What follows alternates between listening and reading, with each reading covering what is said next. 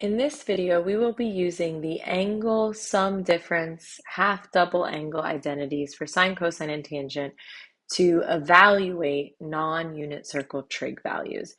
In the last video, we used the double angle identities to do some proofs, but now we're going to actually evaluate some things with these identities. Okay. One of the things we can do is non-unit circle values that can be written as unit circle values. And the other thing we can do is draw triangles. This is similar to when we were evaluating kind of inverse trig and we had to draw a triangle. So for this one, it says, given the function cosine of, we'll go with alpha, is 15 over 3, and alpha is between 3 pi over 2 and 2 pi, find tangent of alpha over 2. So the first thing I need to do for this is I need to draw a triangle that represents alpha. Okay, it says that it is between pi over 3, or no, sorry, 3 pi over 2 and 2 pi. So it's going to be in quadrant 4, right? When we look at our unit circle, this is 2 pi, and this is 3 pi over 2. I just draw the same old generic triangle every time. I don't really pay attention to the fact that, like, oh, well, one side should be longer. Cosine is adjacent over hypotenuse, right? So this is going to be my adjacent side, and this is going to be my hypotenuse. So my adjacent side, here's alpha, and my hypotenuse. Now this is not a 3, 4, 5. This is a Pythagorean triple. A 5, 12, 13 triangle. So I already know that this is going to be 12. If you didn't recognize it as a Pythagorean triple, you could solve for it. So we could say, what is that, 169 equals 25 plus question mark squared. That's going to be 144. And so then that is 12. Okay, so I found the other side that way. The next thing that I need to do is figure out my tan of alpha over 2, my half angle formula for tangent. There's actually like 3 of them. I don't know why you would ever use the plus or minus square root one. No fun. I'm going to use the one with sine of alpha in the numerator. I don't know why, I just want to. So I'm going to say that this is the formula I'm going to use. Tan of alpha over 2 is going to be sine of alpha over, where'd it go? Over 1 plus cosine of alpha. Okay, looking at my triangle, I already have cosine of alpha, right? Cosine of alpha was given to me. So I already know that this right here, I can replace with 5 over 13, right? I know that right away. So tangent of alpha over 2 is going to be 1 plus 5/13. Sine is opposite over hypotenuse. Well, my opposite side is 12 and my hypotenuse is 13. So sine is going to be 12 over 13. Unfortunately, we cannot just leave things like this. We also have to pay attention to the fact that this is going down. So this is a negative 12. Okay, still can't just leave it like this because we have a fraction over a fraction.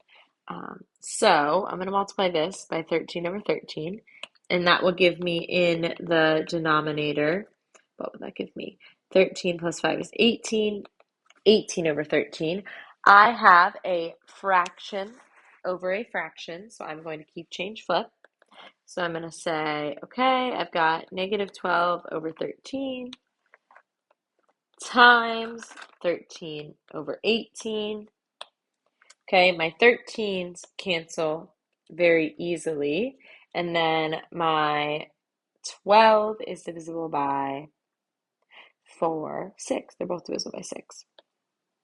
2, 3.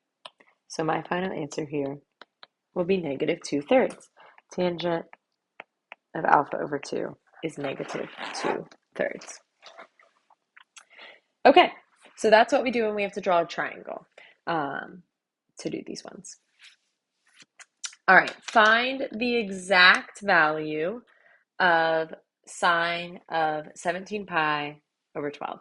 Now, when it says exact value, that means we don't want decimal approximation. So we will certainly not be typing this into our calculator. We will be using what we know about the formulas to solve this one. You could probably use the half angle formula for this. If you use the half angle formula, you would have something like, oh, that's a really thick pen. You would have something like sine of 17 pi over 6 over 12 over 2, which would mean then you would have to like figure out where 17 pi over 6 is on the unit circle. So I'm going to do the sum formula for this one because I don't want to do that.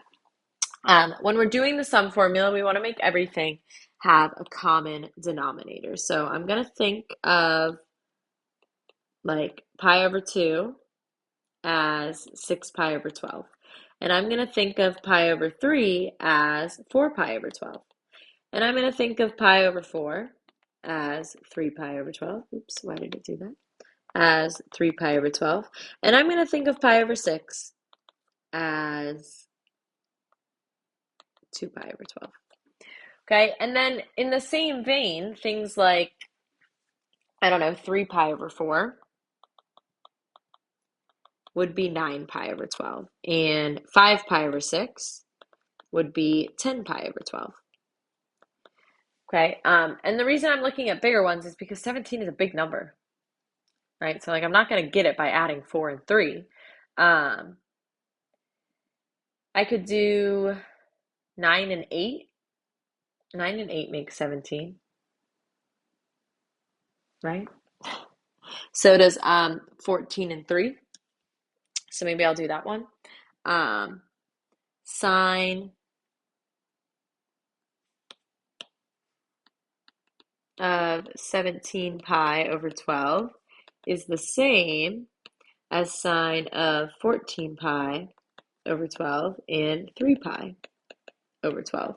And then I want to think of those in their unit circle values, which is going to be sine of 7 pi over 6 and pi over 4.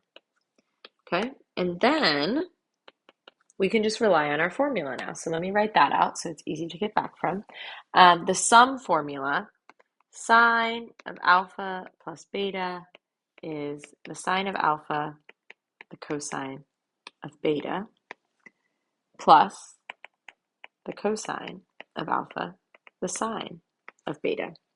And in this case, obviously our alpha is 7 pi over 6 and our beta is pi over 4.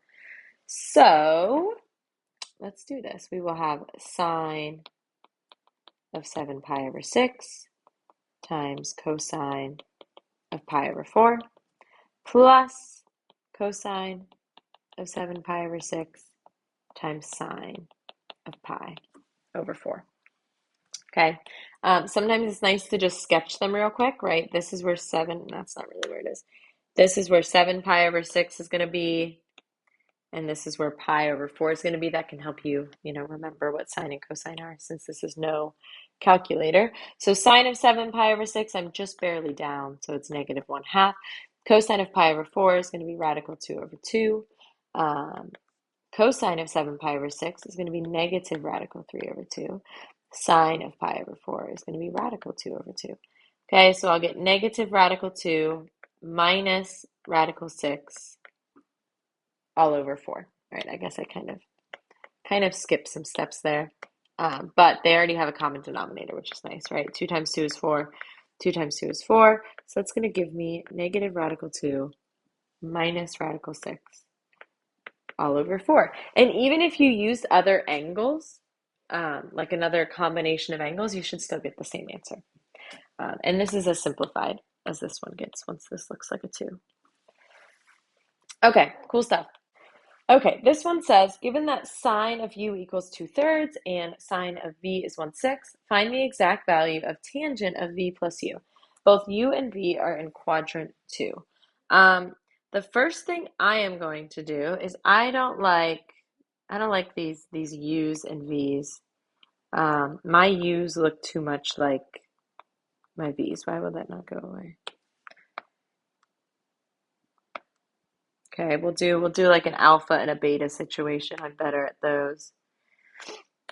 So we'll say that sine of alpha, sine of beta, alpha plus beta both alpha and beta are in quadrant 2. So now I'll draw my quadrant here. I'm going to draw 2 of them because there's 2 triangles. First one I'll put here. We've got alpha we'll go with. Opposite over hypotenuse. I need to solve for the other side. 3 squared minus 2 squared under square root. It's going to be the square root of 5. So this length is the square root of 5, but notice we're going to the left, so it's negative 5.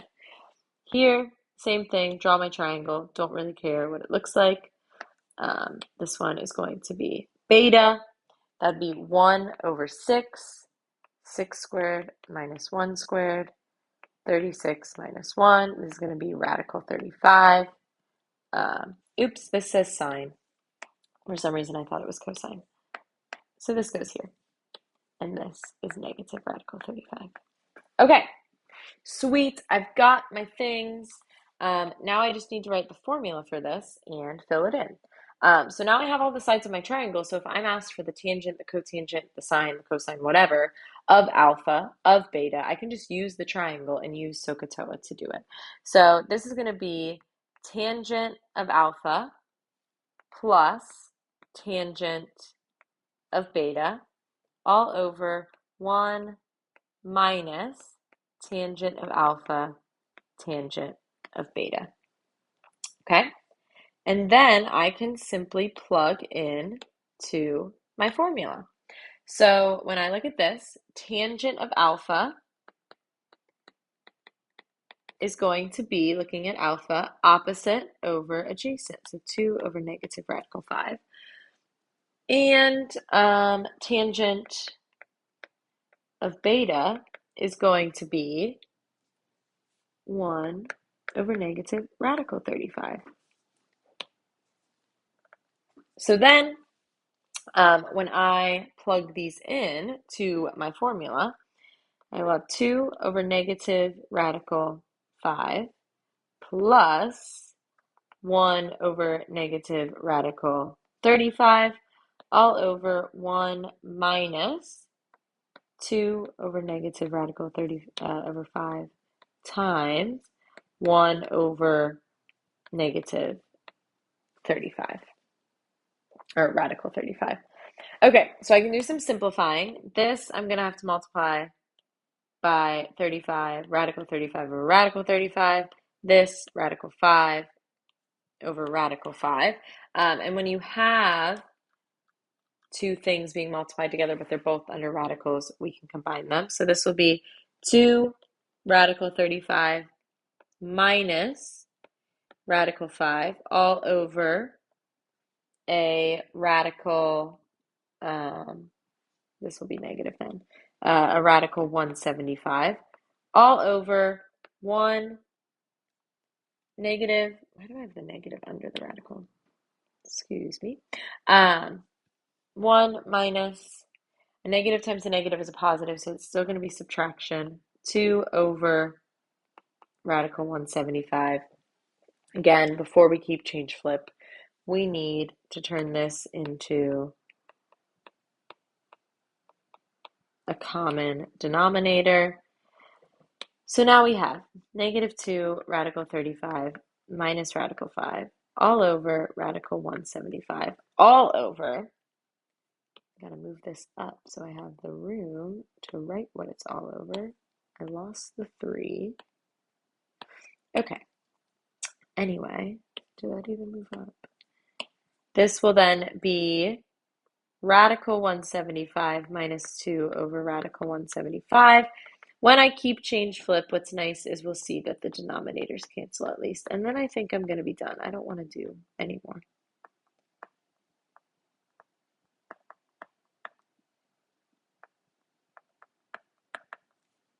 So these will cancel.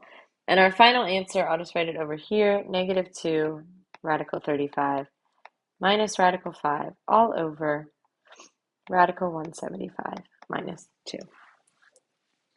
Okay. There's that one. All right, find the exact value of cosine of 5 pi over 12. So the first thing I'm going to do here, I'm going to use a sum formula. I'm going to use a sum formula because we haven't done so yet. You could also potentially use a half angle formula, right? So again, we'll do that on the next one, but you could write this as cosine of 5 pi over 6 over 2 and then use cosine's half angle formula. But we'll practice a sum one. And I already wrote out all the iterations of 12, so I'm just going to kind of jump into this one. The easiest way I think to break down 5 is into 3 pi over 12 and 2 pi over 12. Okay, which is going to be cosine being pi over 4 plus pi over 6. And then the cosine of alpha plus beta formula, or, whatever, a plus b, is going to be cosine of alpha cosine of beta minus sine of alpha sine of beta. So this is going to give me cosine of pi over 4 times cosine of pi over 6 minus sine of pi over 4 over sine of pi over 6. Okay, and again, we can kind of sketch them to help us visualize. Pi over 4 is going to be like here. Pi over 6 is going to be like here. Okay, cosine of pi over 4 is radical 2 over 2. Cosine of pi over 6 is radical 3 over 2. Sine of pi over 4 is radical 2 over 2, and sine of pi over 6 is 1/2. Okay, these quick answers and quickly knowing these is exactly why we spent that time memorizing the unit circle and practicing with it. Okay, this is going to be radical 6 over 4 minus radical 2 over 4, and then we can just simplify that to that, but then we're done. No more simplifying needs to be done. All right, let's do one more. This one you could maybe potentially find a way to do sum in difference, but we haven't done a half angle yet. So I'm going to do a half angle one, right? So I want to use the sine of theta over 2, which means that 11 pi over 8 has to be theta over 2. And I can solve this for theta by multiplying both sides by 2, and that's going to give me 11 pi over 4. 11 pi over 4 is technically on the unit circle. It is on the unit circle, but it's more than one iteration around. So if you remember, when we graph an angle in standard position, we start here. Here, this would be 8 pi over 4, but I want to go 11 pi over 4. All the way over here would be 12 pi over 4. So 11 pi over 4 is actually going to be the same thing as 3 pi over 4. So when I'm thinking about this graphically, when I'm looking at it, I'm going to think, well, what's the sine, cosine, whatever of 3 pi over 4? Because we can see when we've drawn it that they have the same terminal side. Okay, 11 pi over 8, it's important to think about what quadrant it would be in as to see if this is negative or positive. Okay, so if we put everything, right, because if we look at the formula, let's start there. I'm getting ahead of myself. The formula for alpha divided by 2 is plus or minus the square root of 1 minus cosine of theta over 2. Okay, so we can figure out that, 3 pi over 4, 11 pi over 4 is in quadrant 2, and its sign will be positive. But 11 pi over 8, if we look at where that's going to be, if we make everything a denominator of 8, this is 16 pi over 8. This is 8 pi over 8. So, it's going to be probably quadrant 2, definitely quadrant 2, or 3, sorry. But it's for sure going to be below the x-axis, right? It's going to be down here, which means that it is negative. So we should be taking the negative root for this one because of what quadrant it ends up being in. Okay. I mixed up my thetas and my alphas, but my theta in this case then would be here. So that's what I'm going to be taking the cosine of.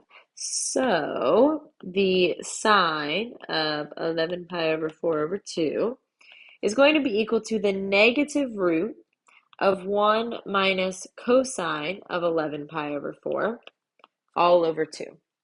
Well, cosine of 11 pi over 4 is the same as cosine of 3 pi over 4, which is going to be negative radical 2 over 2. And again, this is all under a negative root. Okay. Make a common denominator, right? Take this and turn it into 2 over 2.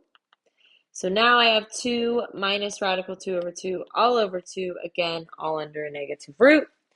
I'm going to keep change flip, so 2 minus radical 2 over 2 divided by 2 is going to be like times 1/2, which will be 2 minus radical 2